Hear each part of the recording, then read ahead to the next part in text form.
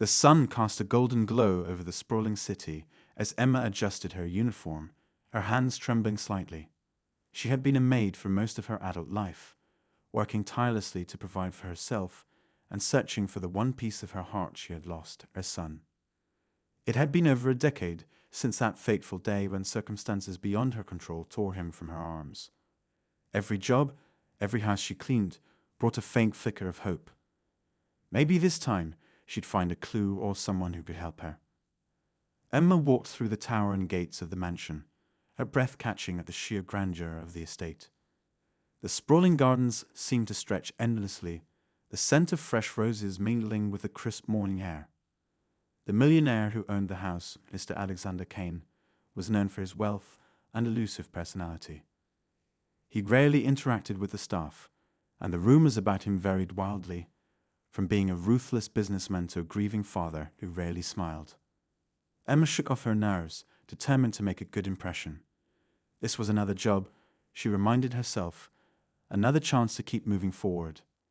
Inside, the mansion was even more opulent than she imagined. Marble floors gleamed under crystal chandeliers, and walls adorned with priceless art seemed to tell stories of their own. A sharp voice interrupted her awe. "You must be Emma," said a middle-aged woman with stern features and a clipboard in hand. "I'm Mrs. Hayes, the housekeeper. Follow me. I'll show you your duties." Emma nodded quickly, falling into step behind Mrs. Hayes. She couldn't shake the feeling that this job might be different, though she couldn't pinpoint why. As Mrs. Hayes rattled off a list of expectations, Emma's attention drifted to a photograph on a side table they passed. It was of a boy, perhaps around 13, with striking green eyes and a lopsided grin. Something about the image tugged at her heart, a familiarity she couldn't explain. "You'll be assigned to cleaning the West Wing," Mrs. Hayes said, snapping Emma out of her thoughts. "It's mostly unused, but Mr. Kane's nephew stays there occasionally. Keep it spotless." Emma nodded, her thoughts lingering on the boy in the photograph. Could it be?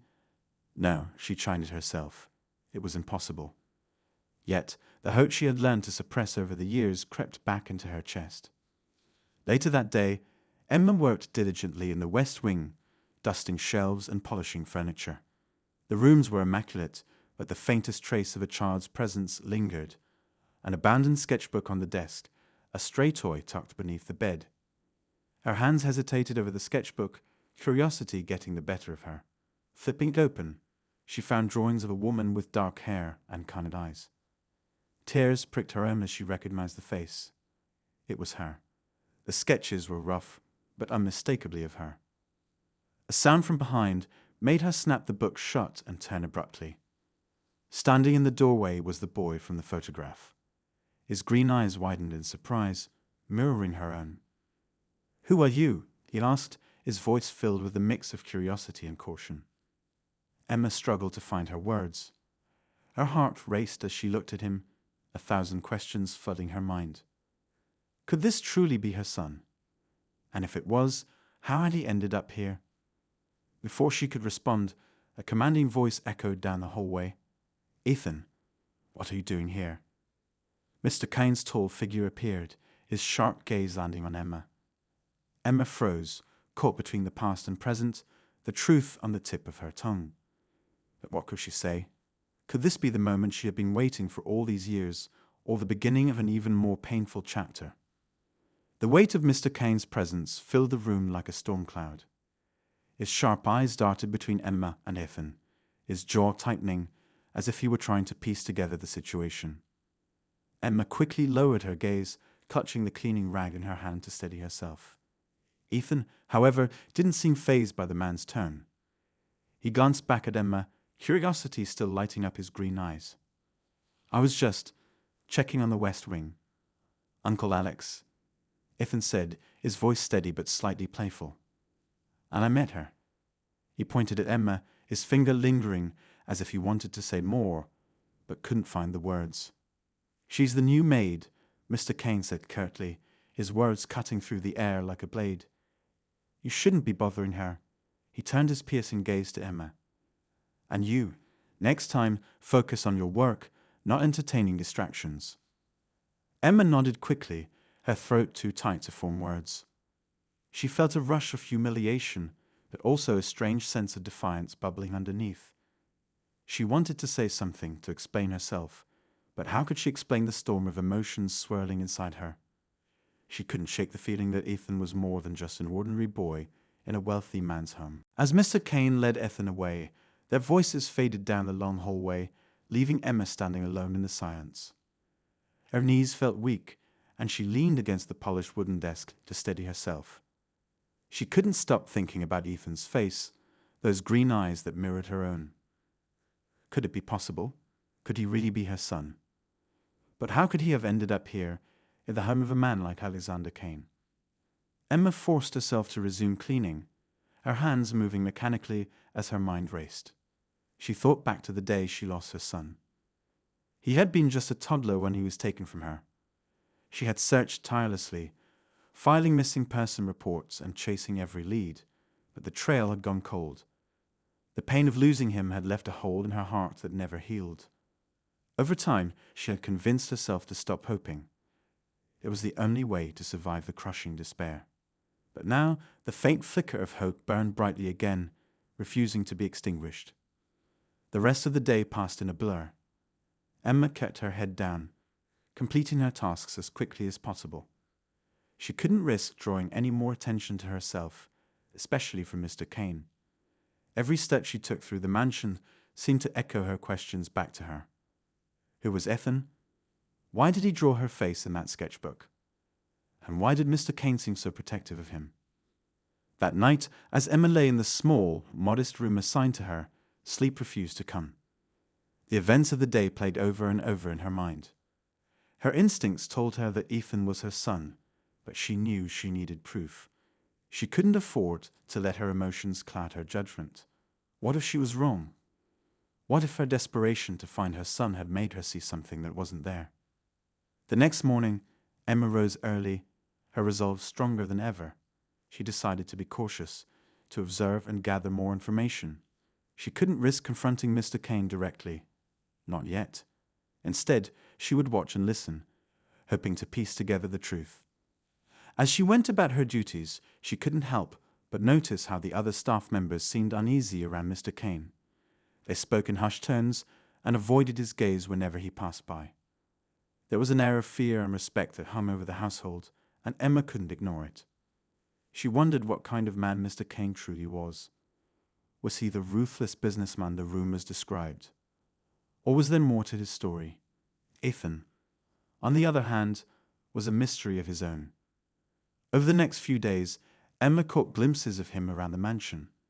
He was lively and curious, often sneaking away from his tutors to explore the grand estate. He had a mischievous streak that reminded Emma of her late husband, Ethan's father. But more than that, there was something about the way he looked at her, as if he recognized her too, even if he couldn't understand why. One afternoon, as Emma was cleaning the library, Ethan appeared again.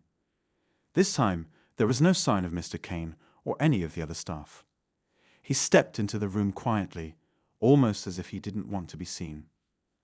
"Hi," he said, his voice soft but filled with curiosity. Emma paused, her hands gripping the edge of a bookshelf for support. "Hello," she replied, her voice barely above a whisper. Ethan tilted his head, studying her closely. "You're different from the other maids," he said. "You don't look scared." Emma managed a small smile, though her heart was racing. Why would I be scared? "Everyone's scared of my uncle," Ethan said simply, as if it were a fact. "But you're not. Why?" Emma hesitated, unsure how to respond.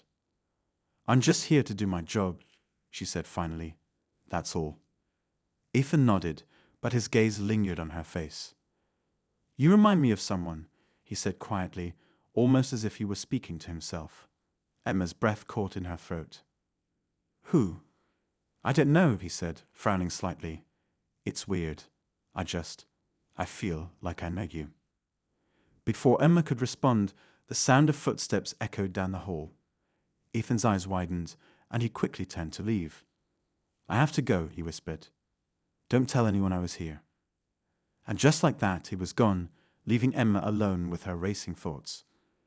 His words replayed in her mind, each one fueling the hope she tries so hard to suppress. He felt like he knew her. Was that just a coincidence, or was it something more? Emma knew she had to keep digging. She couldn't let this opportunity slip away. For the first time in years, she felt like she was on the verge of finding the answers she had been searching for. But she also knew that the truth wouldn't come easily. There were secrets in this house, and uncovering them would be dangerous. As Emma resumed her work, she couldn't shake the feeling that her life was about to change forever. The question was, would it be for better or worse? The days at the mansion stretched long, each one heavier with unspoken questions and unresolved tension. Emma continued her work with quiet determination, but her thoughts were never far from Ethan.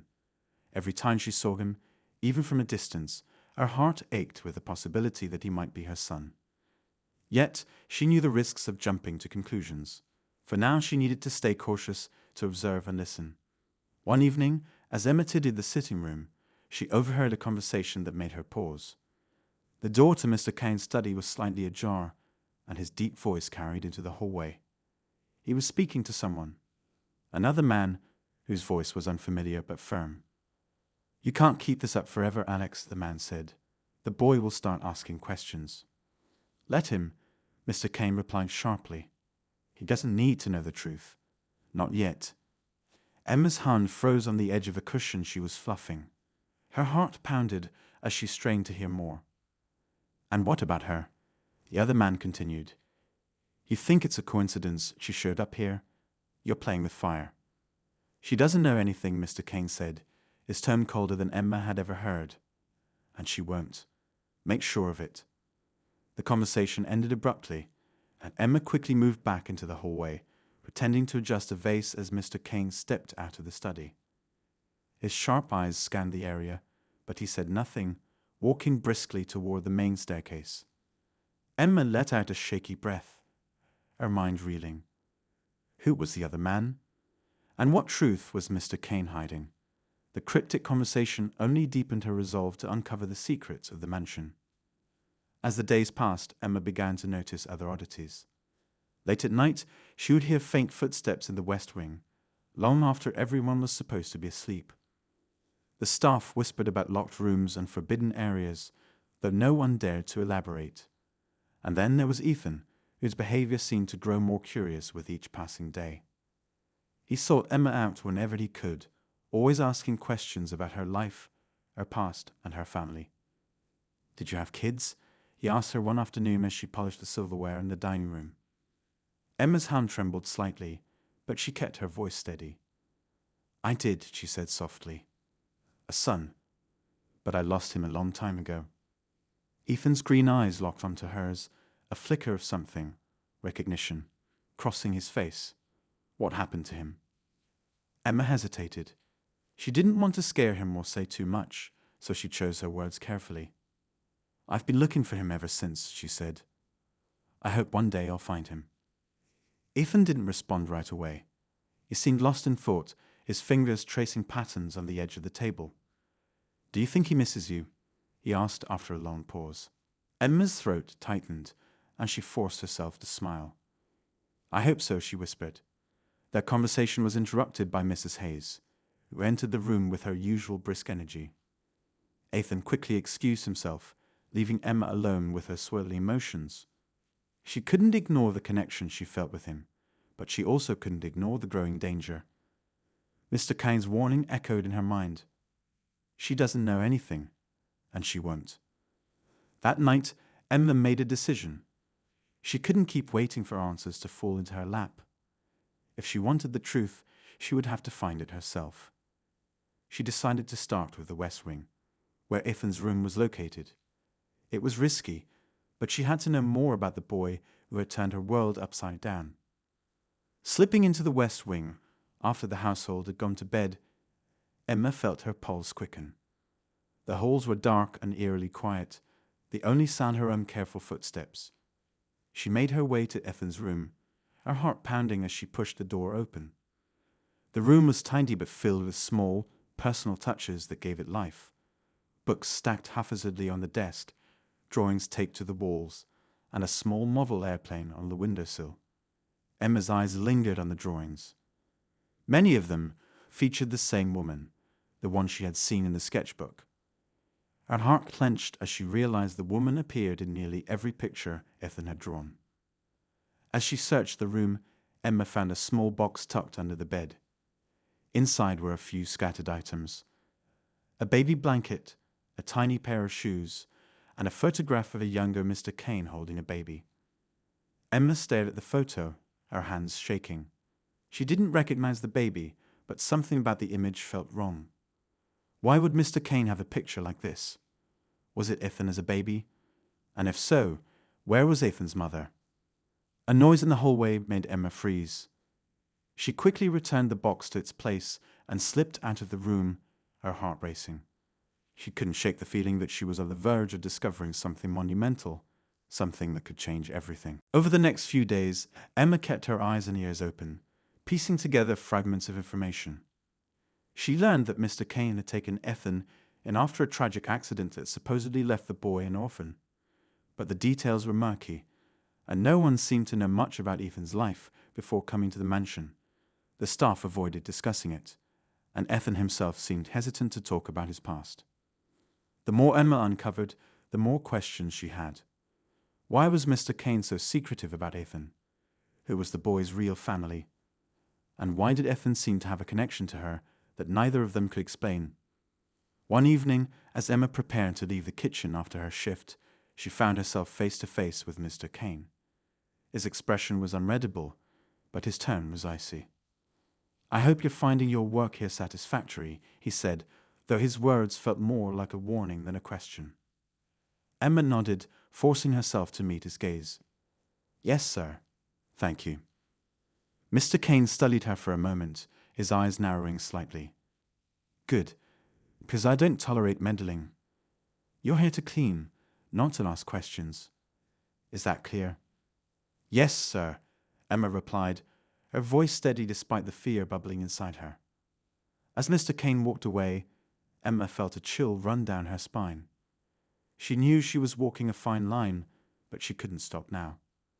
The truth was out there, hidden behind layers of secrets and lies, and Emma was determined to uncover it, no matter the cost. The days grew heavier with tension, like a storm brewing on the horizon. Emma couldn't shake the feeling that she was being watched, though no one said anything outright. The staff had grown unusually quiet around her, their conversations cutting off whenever she entered a room. Even Mrs. Hayes, who had once been brisk but kind, now seemed more distant, her eyes darting nervously whenever Emma was nearby. Ethan, too, had changed. He seemed restless, his usual curiosity now tinged with a sense of unease. He would start to ask Emma questions, then stop himself, his brows furrowing as if he were holding back something important. One afternoon he came to her while she was sweeping the grand staircase. "Emma," he said softly, his voice barely audible over the rustling broom, "do you ever feel like people don't tell you the whole truth?" Emma paused, leaning on the broom handle as she looked at him. "Sometimes," she said carefully. "Why do you ask, Ethan?" He hesitated, glancing over his shoulder as if to make sure no one was listening. "I don't know," he whispered. "It's just, I feel like there's something I'm supposed to remember, but I can't. And every time I try to ask Mr. Kane about it, he gets angry." Emma's chest tightened. She wanted to tell him everything she suspected, but knew it wasn't safe. Not yet. Instead, she knelt down, placing a reassuring hand on his shoulder. "Sometimes the truth takes time to come out," she said gently. "But when it does, it's worth the wait." Ethan nodded, though his expression remained troubled. Before he could say more, Mrs. Hayes called him from the other end of the hall, and he quickly ran off, leaving Emma with a sinking feeling in her chest. She couldn't ignore the weight of his words. Whatever secrets Mr. Kane was hiding, they were starting to unravel, and Ethan was caught in the middle of it all. That night, Emma decided to act. She couldn't keep waiting for answers to come to her. She had to find them herself. She remembered the cryptic conversation she had overheard in Mr. Kane's study and knew it held the key to everything. If she could just get inside and search his files, she might uncover the truth. The mansion was eerily silent as Emma crept toward the study. The shadows in the hall seemed to stretch and twist, playing tricks on her mind. She reached the heavy oak door and carefully turned the handle, her heart pounding as it gave way with a soft click. Inside, the room was dark, illuminated only by the faint glow of moonlight streaming through the tall windows. Emma moved quickly, knowing she didn't have much time. She rifled through papers on the desk, searching for anything that might give her a clue. Most of the documents were mundane, business contracts, estate records, but then she found a locked drawer. Her fingers trembled as she tugged at it, but it wouldn't budge. She glanced around the room and spotted a small key hanging on a hook near the bookcase. Grabbing it, she unlocked the drawer and pulled it open. Inside was a folder labeled with Ethan's name. Emma's hands shook as she opened it, revealing a stack of documents and photographs.